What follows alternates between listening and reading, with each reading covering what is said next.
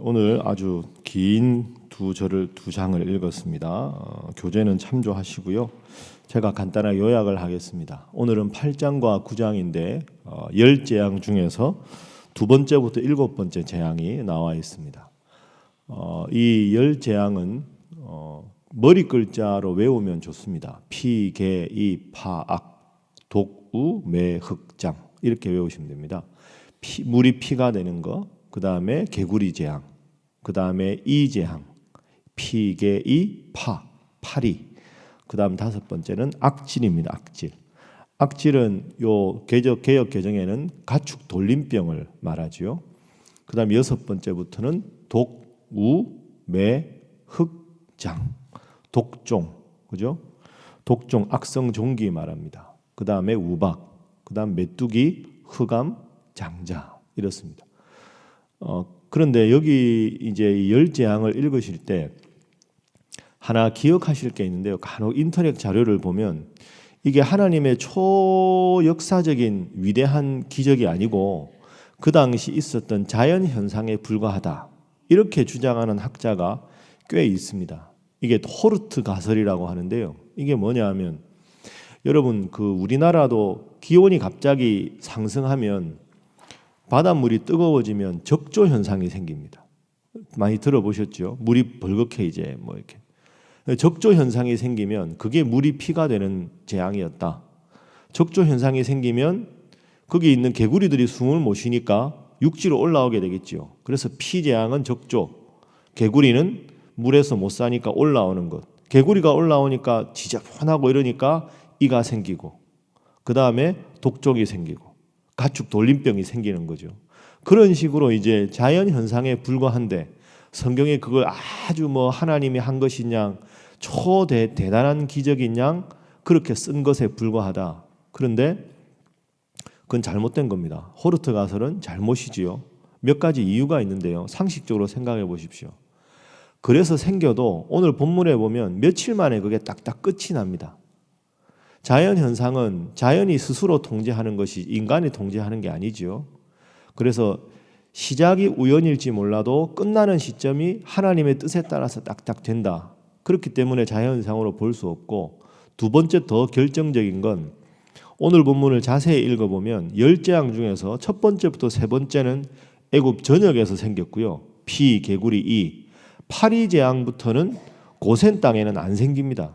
이스라엘 사람들이 사는 땅에는 안 생기고 애굽 사람들 사는 데만 생깁니다. 자연 현상을 만약에 호르트처럼 말하면 그건 도저히 설명할 수가 없습니다. 그래서 오늘 이 열 재앙은 철저한 하나님의 위대하신 기적이다. 여러분 이걸 기억하셔야 됩니다. 자, 오늘 본문의 교훈을 두 가지로 한번 생각하겠습니다. 첫 번째 중요한 교훈은 출애굽의 이 열 재앙의 의미는 하나님과 우상의 영적인 전쟁이다 하는 걸 꼭 기억하십시오. 그러니까 이 10가지 재앙이 계속되는 게 그냥 출애굽을 시키기 위한 게 아니라 영적인 안목으로 보면 하나님이냐 애굽의 신이냐 이 두 신 간의 전쟁에서 하나님께서 승리하신다. 이게 열 재앙의 의미입니다. 예를 들어서 물이 피가 된다. 이 재앙은 애굽 사람들이 섬기는 신 중에 제일 위대한 신 중에 하나가 나일강입니다. 그죠? 옛날에 우리도 보면 옛날 신화에 보면 그 지역을 다스리는 왕이 큰 강이나 바다 앞에서 제사를 지내기도 하죠. 나일강은 애굽 사람들의 젖줄입니다. 나일강에 문제가 생기면 농사 짓는 사람들이 살아날 수가 없게 되죠. 그 나일강을 섬겼습니다. 근데 그 나일강을 우상시하던 것에 대해서 하나님께서 나일강을 물을 피로 만드셨다. 나일강을 섬기는 그 우상에 대해서 격파하셨다. 이런 뜻이 됩니다. 개구리도 당시에 애굽 사람들이 섬기던 신이었습니다. 그리고 예를 들어서 아홉 번째 흑암 같은 경우 파라오가 공식적으로 정확한 뜻은 태양신의 아들입니다. 태양이 얼마나 중요합니까? 그런데 그 태양을 무력화시킨 것이 흑암입니다. 그러니까 하나님은 태양신도 무력화시키셨다. 마지막 열 번째 재앙이 처음 난 것을 죽이는 재앙이지요. 그건 가장 위대한 신이라고 하는 생명의 신 오시리스에 대해서 하나님께서 완벽하게 패배시키는 장면입니다. 그래서 여러분 앞으로도 출애굽기 무수히 읽으시고 또 열 재앙을 들으실 텐데 단순하게 재앙이 반복되는 게 아니라 하나님께서 하나님의 백성들로 하여금 하나님만 바라보고 살아가게 하기 위한 영적인 전쟁의 승리자이심을 표현하는 것이다. 이렇게 앞으로 꼭 읽으셔야 열 재앙을 잘 읽으신다 하는 겁니다. 그럼 두 번째 교훈은 뭐냐 하면 그 어떤 재앙 속에도 하나님은 자신의 백성을 지켜주신다 하는 겁니다. 자, 우리가 오늘 본문도 읽어보면 계속해서 나오는 표현이 있습니다. 8장 1절부터 보면 나오는데요. 8장 1절 한번 함께 읽어보겠습니다. 자, 시작. 여호와께서 모세에게 이르시되 너는 바로에게 가서 그에게 이르기를 여호와의 말씀에 내 백성을 보내라. 그들이 나를 섬길 것이니라. 아멘. 계속 나오는 표현이 내 백성을 보내라. 그들이 나를 섬길 것이니라. 나의 백성, 어제 말씀드린 대로 그냥 멀리 있는 백성이 아니라 내가 선택하고 내가 책임지고 내가 복을 줄 나의 백성들을 보내라. 우상을 섬기는 너희들과는 다른 나의 백성을 보내라. 그러니까 그 어떤 재앙과 그 어떤 환난 속에서도 하나님은 자신의 백성들을 끝까지 책임지신다 하는 것이 열 재앙의 그리고 출애굽기의 가장 큰 교훈입니다. 인생에서 재앙이 없을 수가 없고 고통이 없을 수가 없지만 본문에 계속 하나님은 이 점을 강조하십니다. 자, 예를 들어서 21절에도 보면 내가 만일 내 백성을 보내지 아니하면 23절 함께 읽어봅니다. 8장 23절 시작. 내가 내 백성과 내 백성 사이를 구별하리니 내일 이 표징이 있으리라 하셨다 하라 하시고 아멘.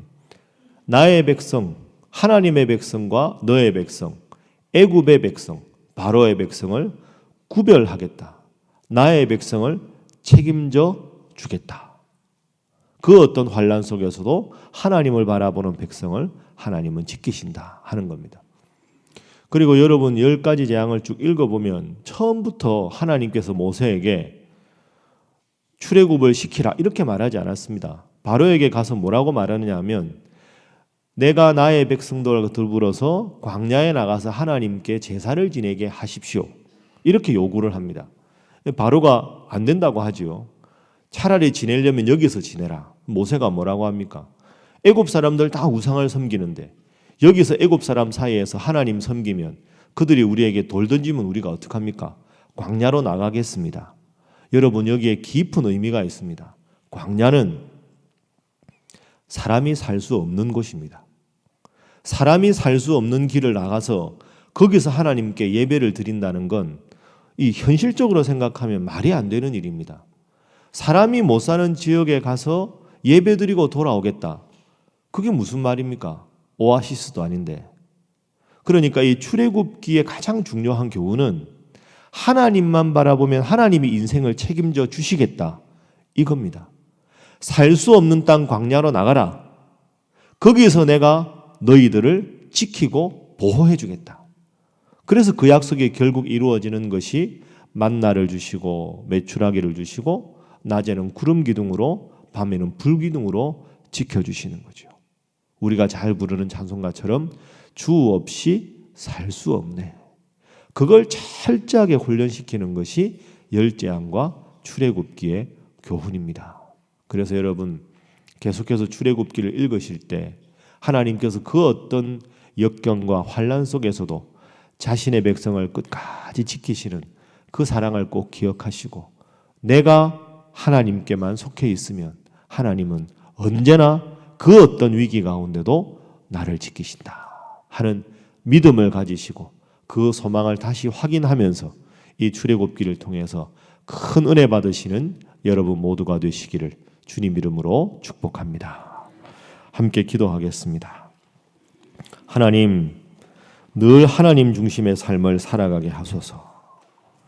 나는 하나님의 백성으로 하나님의 손에 있음을 늘 기억하게 하여 주옵소서. 위에서 기도하시고 우리 남북 관계를 위해서 이번 주에 있는 장로 선거를 위해서 또한 우리 여러 선교사님들 노명섭 선교사님 영육간의 강건함으로 붙들어 주옵소서. 오늘 금요 구역 모임과 오순절 집회를 위해서 우리 사랑하는 신일교회를 위해서 다 함께 주님 앞에 기도하겠습니다. 주여 믿습니다.